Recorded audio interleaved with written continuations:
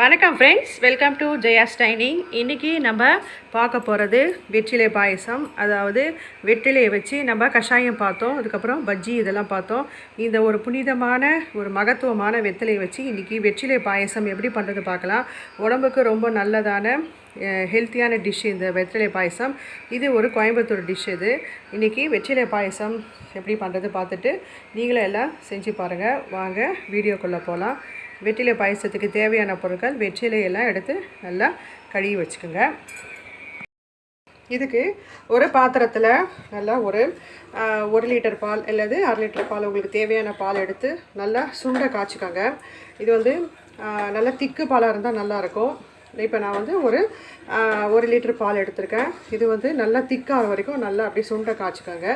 அதுக்கப்புறம் இந்த பால் காய்ச்சிடும் போது இதுக்கு தேவையான அளவு, நீங்கள் எவ்வளோ பால் எடுத்துருக்கீங்களோ அதுக்கேற்ற அளவு வெத்தலை எடுத்துக்கலாம். நீங்கள் 1 லிட்டர் எடுத்திங்கன்னா இப்போ அது பாதியாக காய்ச்சும் போது ஒரு 5-6 வெத்தலை, அதாவது ஒரு 5-6 சைஸ் வெத்தலையை நல்லா கழுவி அந்த காம்பெல்லாம் எடுத்து சுத்தம் பண்ணி இதை ஒரு மிக்சி ஜாரில் போட்டு நல்லா அரைச்சி இதோட சாறு மட்டும் எடுத்து வச்சுக்கோங்க. இப்போ நான் இதுக்கு இந்த பாலுக்கு நான் ஒரு 5-6 வெத்தலை எடுத்திருக்கேன். 5லேருந்து 6 வெத்தலை எடுத்திருக்கேன். நல்லா மீடியம் சைஸ் வெத்தலை எடுத்திருக்கேன். இதை நம்ம துண்டு துண்டாக பீச்சி நம்ம மிக்சி ஜாரில் போட்டு இதோட சாறை எடுத்து வச்சுக்கணும். அதுக்கு முன்னாடி நம்ம அந்த பாலை நல்லா ஓரளவு திக்கு கன்சிஸ்டன்சி வர வரைக்கும் நல்லா அப்படி காய்ச்சிக்காங்க. வெத்தலையை நல்லா க்ளீனாக சுத்தம் பண்ணிவிட்டு இதை எப்படி துண்டு துண்டாக போட்டு இதை மிக்சி ஜாரில் போட்டு அரைச்சி நம்ம அந்த சாறு எடுத்துக்கணும். அதோடய ஃப்ளேவர் தான். அப்புறம் அதுக்கு முன்னாடி நம்ம இதுக்கு நம்ம பாதாம் பிசினி போடணும். இதுதான் பாதாம் பிசினி. பாருங்கள், இது கடைகளில் விற்கும் பாதாம் பிசினி. இது ஜிகர்தண்டா, அதுக்கப்புறம் ரோஸ் மில்க் இதிலெல்லாம் போட்டு தருவாங்க. இதை நம்ம ஒரு தண்ணியில் நைட்டே இப்படி ஊற போட்டுடணும். இந்த மாதிரி நல்லா நீங்கள் தண்ணியில் ஊற போட்டு 5-6 பீஸ் போட்டு ஊற வச்சுட்டிங்கன்னா மறுநாள் காலையில் இந்த மாதிரி நல்லா ஊறி வந்திருக்கும். ஒரு மாதிரி ஜில்லி மாதிரி வந்துடும். இந்த போல் ஊறி வந்திருக்கும். இதை நீங்கள் முன்னாடியே ரெடி பண்ணி வச்சுக்கணும். இது மாதிரி இந்த பாதாம் பிசினி போடணும் இந்த நம்ம பாயசத்துக்கு. அதனால் இதை நம்ம ரெடி பண்ணி வச்சுக்கலாம். ஊற வச்சு முன்னாலே இதே ரெடி பண்ணி வச்சுக்கோங்க. இதுக்கப்புறமா இப்போ நம்ம இந்த மிக்சி ஜார்லேருந்து இந்த வெத்தலையை அரைச்சி இந்த சாறை எடுத்துக்கலாம்.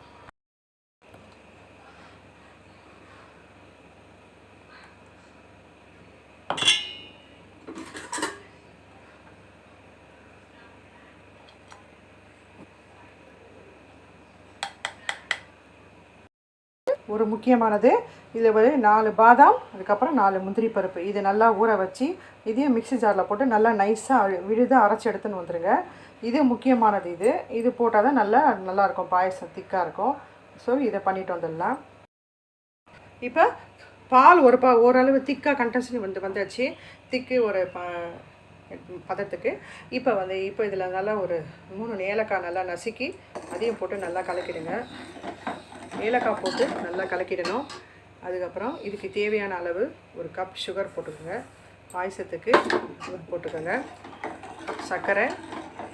சர்க்கரை நல்லா கரைஞ்ச உடனே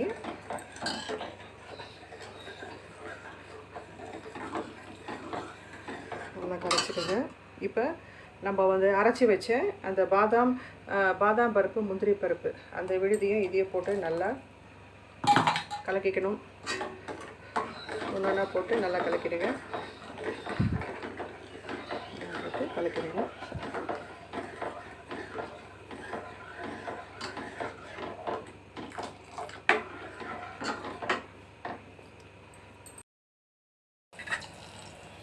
இதெல்லாம் போட்டோன்னா கடைசியாக அந்த வெத்தலை சாறு எடுத்து வச்சுருக்கோம் இல்லையா, அதையும் ஊற்றிடுங்க.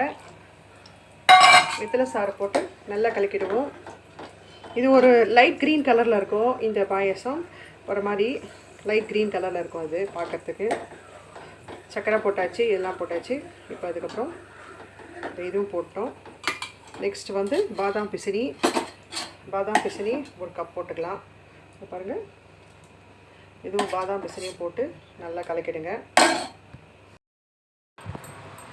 பாருங்கள், வெத்தலை சாறு போட்டு நல்லா கொஞ்சம் கொதித்த உடனே 5 நிமிஷம் கொதித்த உடனே பாதாம் பிசினியும் போட்டு நல்லா கொதிக்க விடுங்க.